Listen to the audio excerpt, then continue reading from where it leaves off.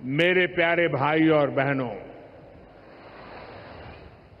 सबसे पहले मैं मां भारती को, भारत की मातृशक्ति को प्रणाम करता हूं।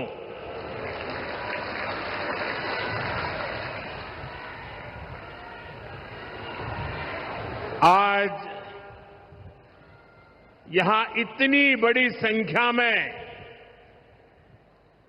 माताएं, बहनें, बेटियां हमें आशीर्वाद देने आई हैं। मैं आप सभी बहनों के दर्शन पाकर धन्य हो गया हूं।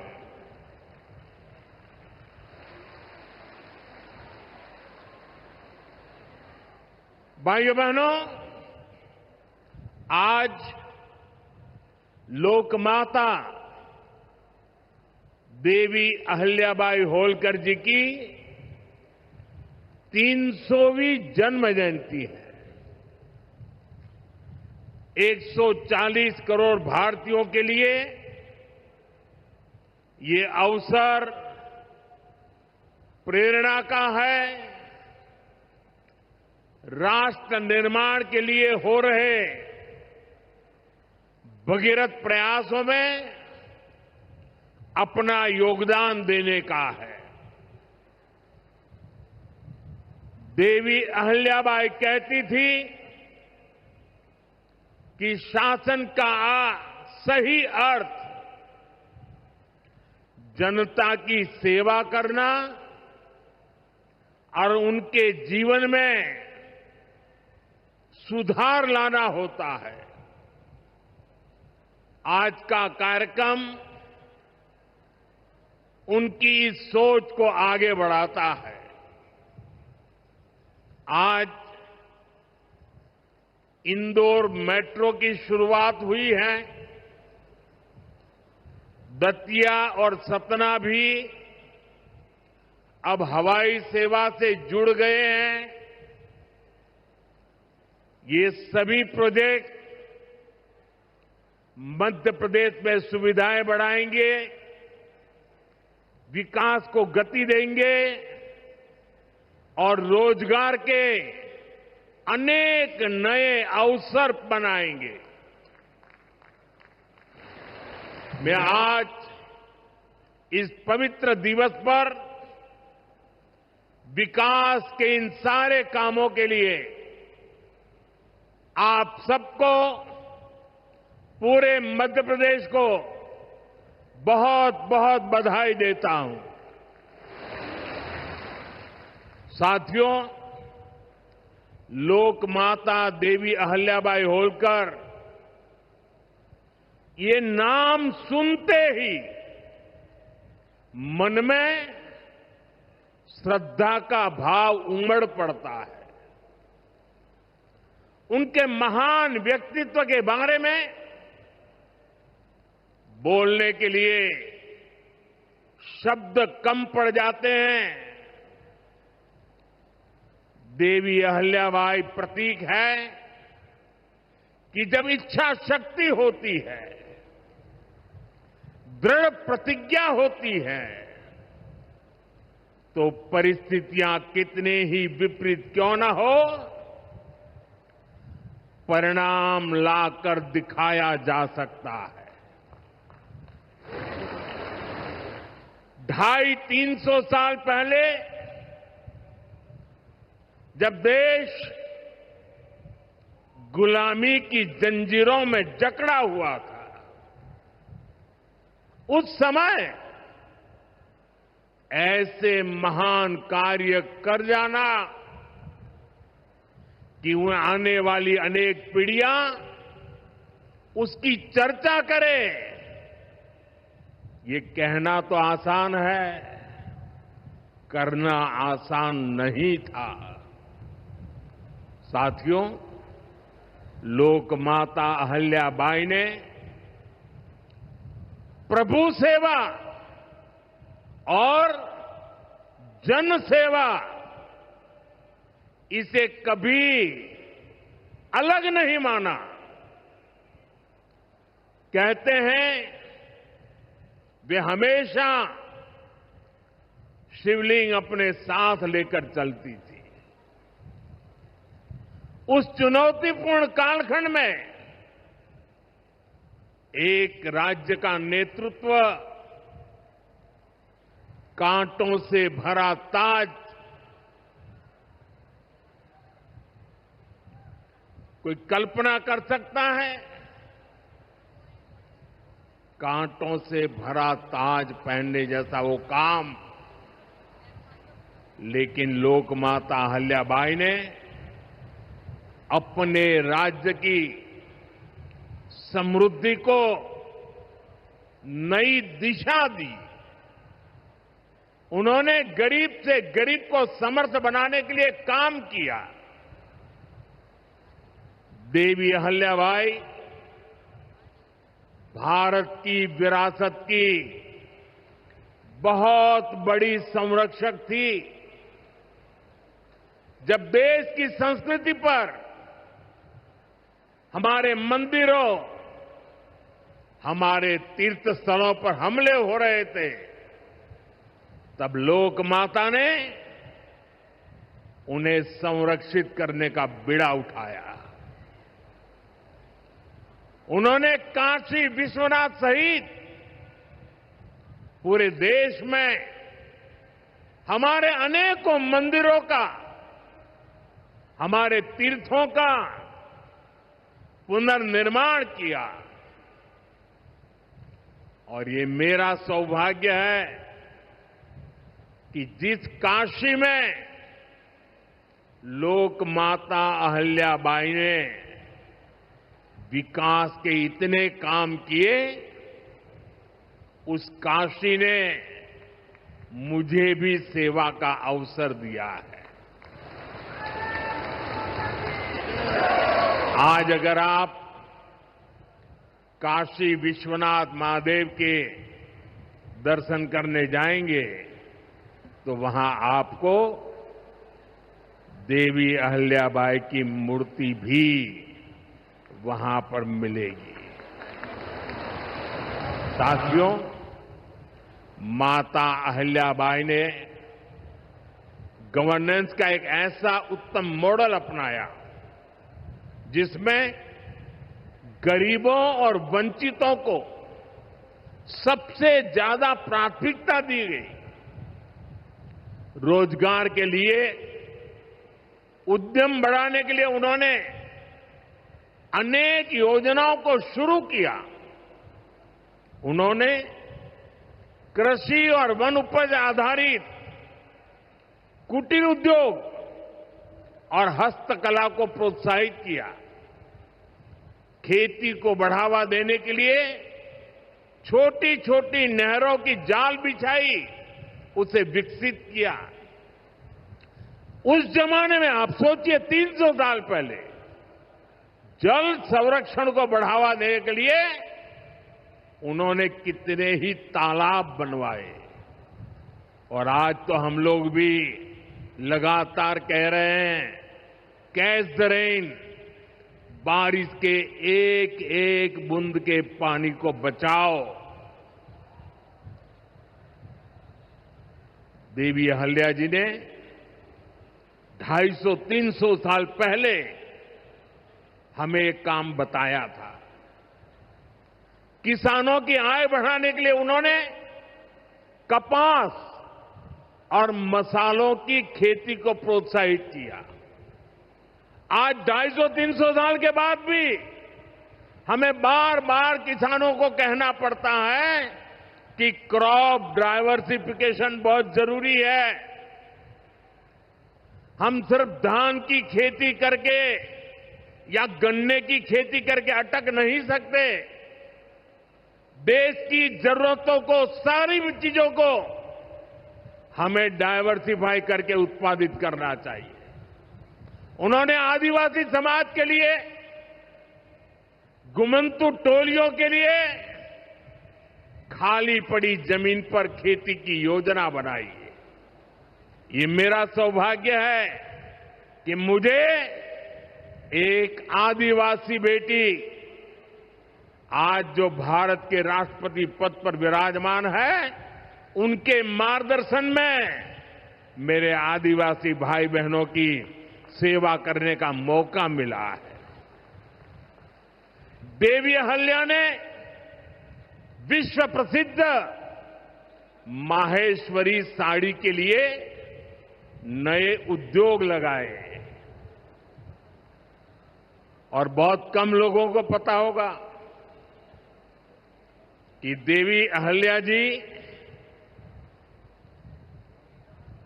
हुनर की पारखी थी और वो जूनागढ़ से, गुजरात में जूनागढ़ से कुछ परिवारों को माहेश्वर लाई और उनको साथ जोड़ करके आज से 250-300 साल पहले ये माहेश्वरी साड़ी का काम आगे बढ़ाया, जो आज भी अनेक परिवारों का वो गहना बन गया है और जिससे हमारे बुनकरों को बहुत फायदा हुआ। साथियों, देवी अहल्याबाई को कई बड़े सामाजिक सुधारों के लिए भी हमेशा याद रखा जाएगा। आज अगर बेटियों की शादी की उम्र की चर्चा करें तो हमारे देश में कुछ लोगों को सेक्युलरिज्म खतरे में दिखता है। उनको लगता है ये हमारे धर्म के खिलाफ है। ये देवी अहल्या जी देखिए, मातृशक्ति के गौरव के लिए उस जमाने में बेटियों की शादी की उम्र के विषय में सोचती थी। उनकी खुद की शादी छोटी उम्र में हुई थी, लेकिन उनको सब पता था कि बेटियों के विकास के लिए कौन सा रास्ता होना चाहिए। ये देवी अहल्या जी थी, उन्होंने महिलाओं का भी संपत्ति में अधिकार हो, जिन स्त्रियों के प्रति की असमय मृत्यु हो गई हो वो फिर विवाह कर सके। उस कालखंड में ये बातें करना भी बहुत मुश्किल होता था, लेकिन देवी अहल्याबाई ने इन समाज सुधारों को भरपूर समर्थन दिया। उन्होंने मालवा की सेना में महिलाओं की एक विशेष टुकड़ी भी बनाई थी। ये पश्चिम की दुनिया के लोगों को पता नहीं है, हमें कोसते रहते हैं। हमारी माताओं बहनों के अधिकारों के नाम पर हमें नीचा दिखाने की कोशिश करते हैं। 250-300 साल पहले हमारे देश में सेना में महिलाओं का होना, साथियों, महिला सुरक्षा के लिए उन्होंने गांवों में नारी सुरक्षा टोलियां ये भी बनाने का काम किया था। यानी माता अहल्याबाई राष्ट्र निर्माण में हमारी नारी शक्ति के अमूल्य योगदान का प्रतीक है। मैं समाज में इतना बड़ा परिवर्तन लाने वाली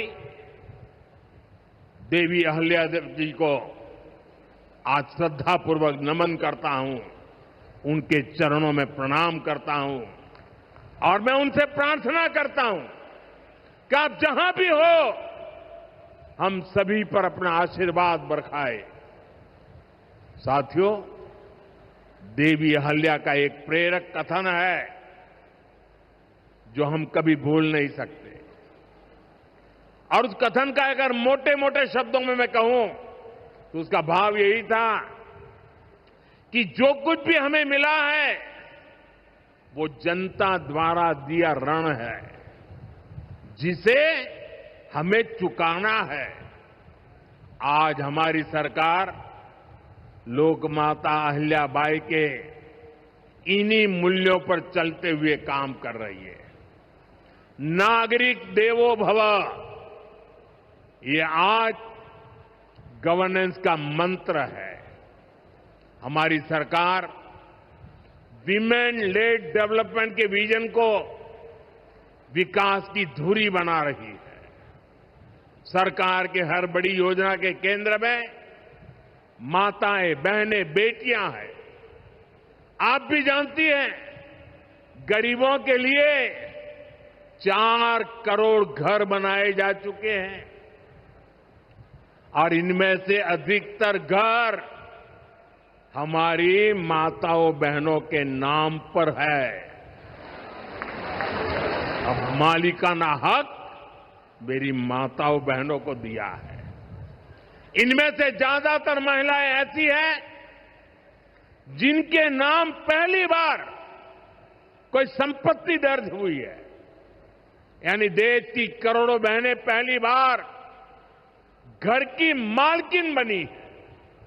साथियों, आज सरकार हर घर तक नल से जल पहुंचा रही है ताकि हमारी माताओं बहनों को असुविधा ना हो, बेटियां अपनी पढ़ाई में ध्यान दे सके।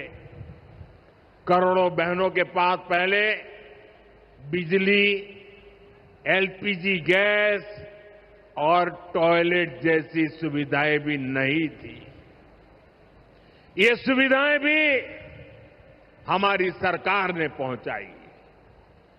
और ये सिर्फ सुविधाएं नहीं है, ये माताओं बहनों के सम्मान का हमारी तरफ से एक नम्र प्रयास है।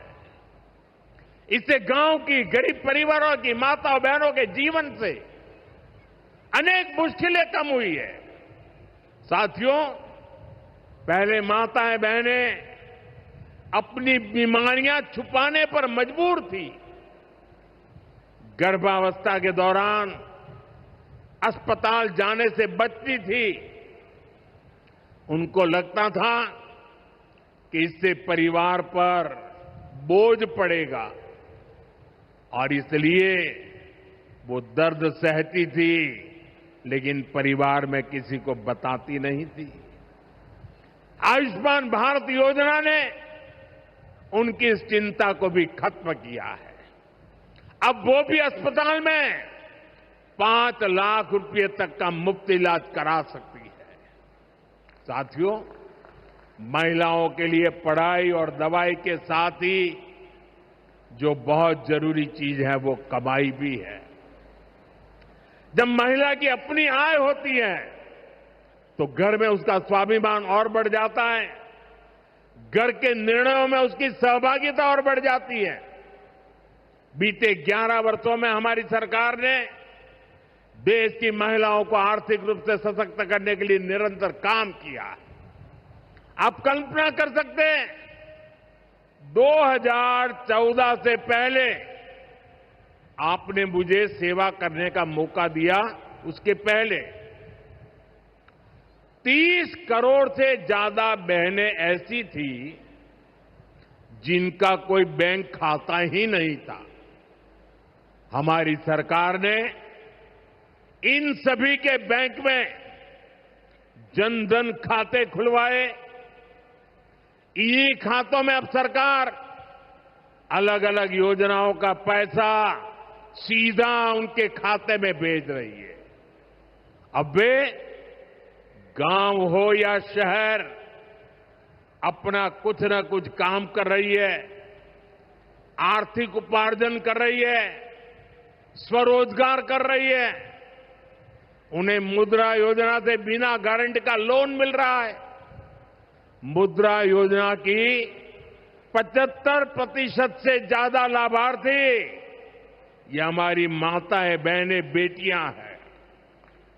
साथियों, आज देश में 10 करोड़ बहनें सेल्फ हेल्प ग्रुप से जुड़ी हैं जो कोई न कोई आर्थिक गतिविधि करती है। ये बहनें अपनी कमाई के नए साधन बनाएं, इसके लिए सरकार लाखों रुपयों की मदद कर रही है। हमने ऐसी 3 करोड़ बहनों को लखपति दीदी बनाने का संकल्प लिया है। मुझे संतोष है कि अब तक 1.5 करोड़ से ज्यादा बहनें लखपति दीदी बन भी चुकी है। अब गांव-गांव में बैंक सखियां लोगों को बैंकिंग से जोड़ रही है। सरकार ने बीमा सखियां बनाने का अभियान भी शुरू किया है। हमारी बहनें, बेटियां अब देश को बीमा की सुरक्षा देने में बहुत बड़ी भूमिका निभा रही हैं। साथियों, एक समय था जब नई टेक्नोलॉजी आती थी तो उससे महिलाओं को दूर रखा जाता था। हमारा देश आज उस दौर को भी पीछे छोड़ रहा है। आज सरकार का प्रयास है कि आधुनिक टेक्नोलॉजी में भी हमारी बहनें, हमारी बेटियां आगे बढ़कर के नेतृत्व दें। अब जैसे आज खेती में ड्रोन क्रांति आ रही है, इसको हमारी गांव की बहनें ही नेतृत्व दे रही है। नमो ड्रोन दीदी अभियान से गांव की बहनों का हौसला बढ़ रहा है, उनकी कमाई बढ़ रही है और गांव में उनकी एक नई पहचान बन रही है। साथियों, आज बहुत बड़ी संख्या में हमारी बेटियां वैज्ञानिक बन रही है, डॉक्टर, इंजीनियर और पायलट बन रही है। हमारे यहां साइंस और मैथ्स पढ़ने वाली बेटियों की संख्या लगातार बढ़ रही है। आज जितने भी हमारे बड़े स्पेस मिशन हैं, उनमें बड़ी संख्या में वैज्ञानिक के नाते हमारी माताएं, बहनें, बेटियां काम कर रही है।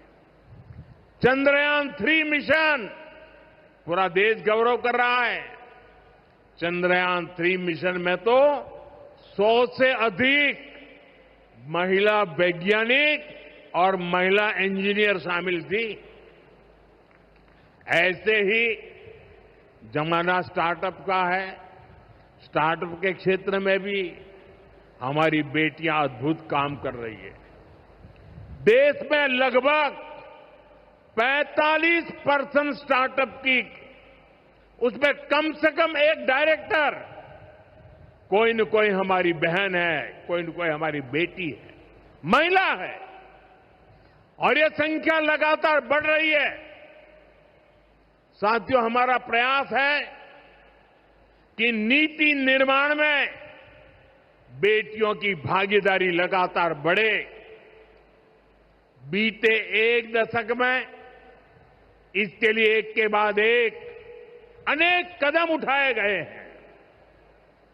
हमारी सरकार में पहली बार पूर्णकालिक महिला रक्षा मंत्री बनी। पहली बार देश की वित्त मंत्री एक महिला बनी। पंचायत से लेकर पार्लियामेंट तक महिलाओं की संख्या लगातार बढ़ रही है। इस बार 75 सांसद महिलाएं हैं, लेकिन हमारा प्रयास है कि ये भागीदारी और बढ़े। नारी शक्ति वंदन अधिनियम के पीछे भी यही भावना है। सालों तक इस कानून को रोका गया, लेकिन हमारी सरकार ने इसे पारित करके दिखाया। अब संसद और विधानसभाओं में महिला आरक्षण पक्का हो गया है। कहने का अर्थ ये है कि भाजपा सरकार बहनों, बेटियों को हर स्तर पर, हर क्षेत्र में सशक्त कर रही है। साथियों, भारत संस्कृति और संस्कारों का देश है और सिंदूर ये हमारी परंपरा में नारी शक्ति का प्रतीक है। राम भक्ति में रंगे हनुमान जी भी सिंदूर को ही धारण किए हुए हैं। शक्ति पूजा में हम सिंदूर का अर्पण करते हैं और यही सिंदूर अब भारत के शौर्य का प्रतीक बना है।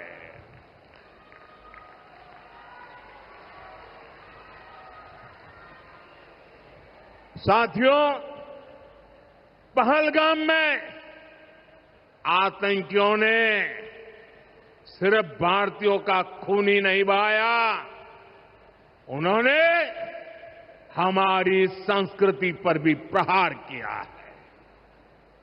उन्होंने हमारे समाज को बांटने की कोशिश की है और सबसे बड़ी बात, आतंकवादियों ने भारत की नारी शक्ति को चुनौती दी है।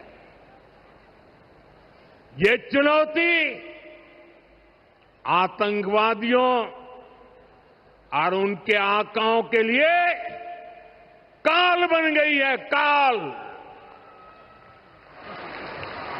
ऑपरेशन सिंदूर आतंकवादियों के खिलाफ भारत के इतिहास का सबसे बड़ा और सफल ऑपरेशन है। जहां पाकिस्तान की सेना ने सोचा तक नहीं था, वहां आतंकी ठिकानों को हमारी सेना ने मिट्टी में मिला दिया। सैकड़ों किलोमीटर अंदर घुस करके मिट्टी में मिला दिया। ऑपरेशन सिंदूर ने डंके की चोट पर कह दिया है कि आतंकवादियों के जरिए छद्म युद्ध, प्रॉक्सी वॉर नहीं चलेगा। अब घर में घुसकर भी मारेंगे और जो आतंकियों की मदद करेगा उसको भी इसकी भारी कीमत चुकानी पड़ेगी।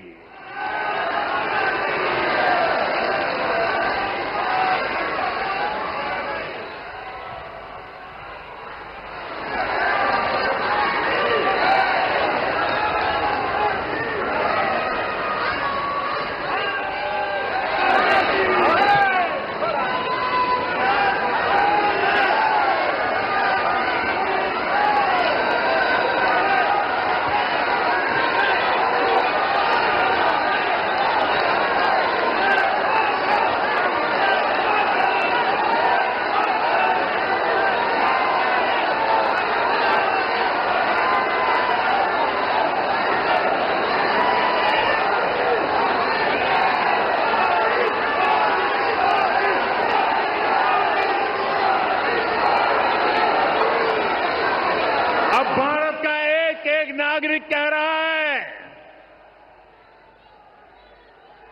140 करोड़ देशवासियों का बुलंद आवाज कह रहा है, अगर तुम गोली चलाओगे तो मान के चलो गोली का जवाब गोले से दिया जाएगा।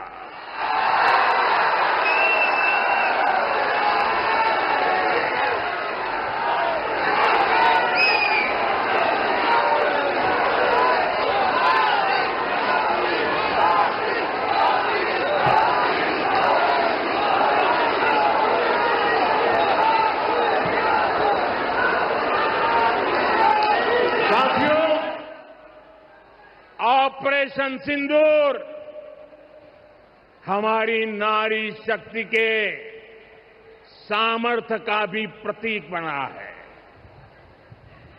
हम सभी जानते हैं कि बीएसएफ का इस ऑपरेशन में कितना बड़ा रोल रहा है। जम्मू से लेकर पंजाब, राजस्थान और गुजरात की सीमा तक बड़ी संख्या में बीएसएफ की हमारी बेटियां मोर्चे पर रही थी, मोर्चा संभाल रही थी। उन्होंने सीमा पार से होने वाली फायरिंग का मुंह तोड़ जवाब दिया। कमांड एंड कंट्रोल सेंटर से लेकर दुश्मनों की पोस्टों को ध्वस्त करने तक बीएसएफ की वीर बेटियों ने अद्भुत शौर्य दिखाया है। साथियों, आज दुनिया राष्ट्र रक्षा में भारत की बेटियों का सामर्थ्य देख रही है। इसके लिए भी बीते दशक में सरकार ने अनेक कदम उठाए हैं।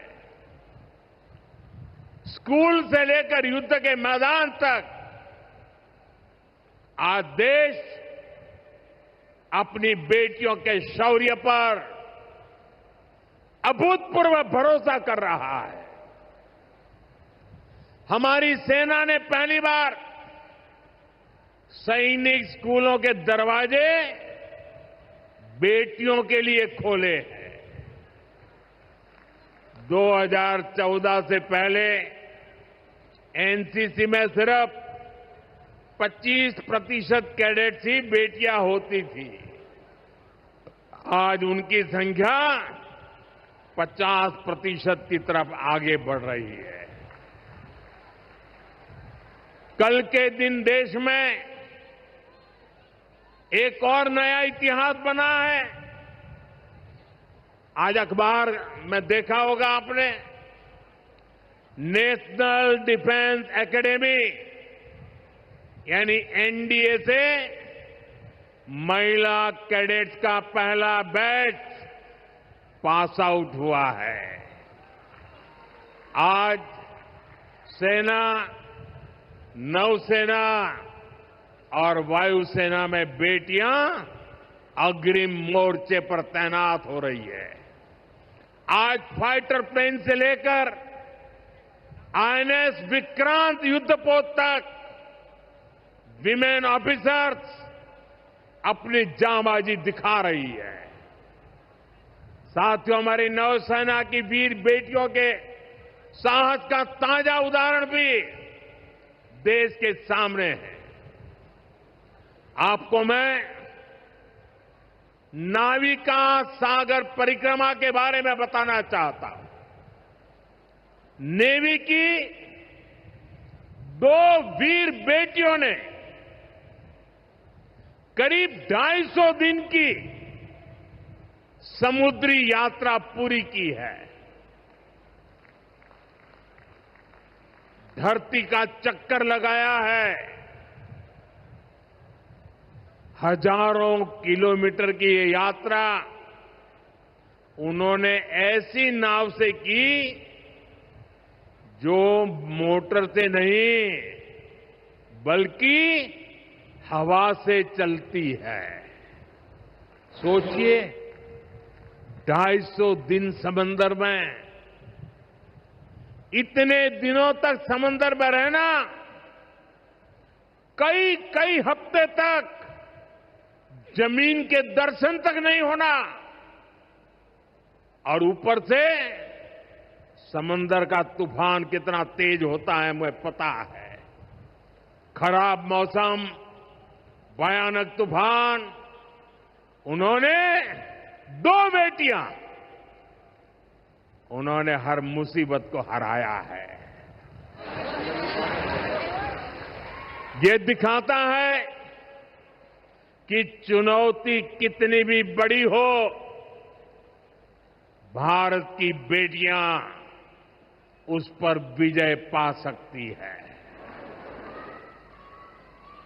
साथियों, नक्सलियों के खिलाफ ऑपरेशन हो या फिर सीमा पार का आतंक हो, आज हमारी बेटियां भारत की सुरक्षा की ढाल बन रही है। मैं आज देवी अहल्या की इस पवित्र भूमि से देश की नारी शक्ति को फिर से सैल्यूट करता हूं। साथियों, देवी अहल्या ने अपने शासनकाल में विकास के कार्यों के साथ साथ विरासत को भी सहेजा। आज का भारत भी विकास और विरासत दोनों को साथ लेकर चल रहा है। आधुनिक इंफ्रास्ट्रक्चर के निर्माण को देश कैसे गति दे रहे हैं, आज का कार्यक्रम इसका उदाहरण है। आज मध्य प्रदेश को पहली मेट्रो सुविधा मिली है। इंदौर पहले ही स्वच्छता के लिए दुनिया में अपनी पहचान बना चुका है। अब इंदौर की पहचान उसकी मेट्रो से भी होने जा रही है। यहां भोपाल में भी मेट्रो का काम तेजी से चल रहा है। मध्य प्रदेश में रेलवे के क्षेत्र में व्यापक काम हो रहा है। कुछ दिन पहले ही केंद्र सरकार ने रतलाम नागदा रूट को 4 लाइनों में बदलने के लिए स्वीकृति दे दी है। इससे इस क्षेत्र में और ज्यादा ट्रेनें चल पाएगी, भीड़भाड़ कम होगी। केंद्र सरकार ने इंदौर मनमाड़ रेल परियोजना को भी मंजूरी दे दी है। साथियों, आज मध्य प्रदेश के दतिया और सतना भी हवाई यात्रा के नेटवर्क से जुड़ गए हैं। इन दोनों हवाई अड्डों से बुंदेलखंड और विंध्य क्षेत्र में एयर कनेक्टिविटी बेहतर होगी। अब मां पीतांबरा, मां शारदा देवी और पवित्र चित्रकूट धाम के दर्शन करना और सुलभ हो जाएगा। साथियों, आज भारत इतिहास के उस मोड़ पर है जहां हमें अपनी सुरक्षा, अपने सामर्थ्य और अपनी संस्कृति हर स्तर पर काम करना है। हमें अपना परिश्रम बढ़ाना है। इसमें हमारी मातृशक्ति, हमारी माताओं, बहनों, बेटियों की भूमिका बहुत बड़ी है। हमारे सामने लोकमाता देवी अहल्याबाई जी की प्रेरणा है।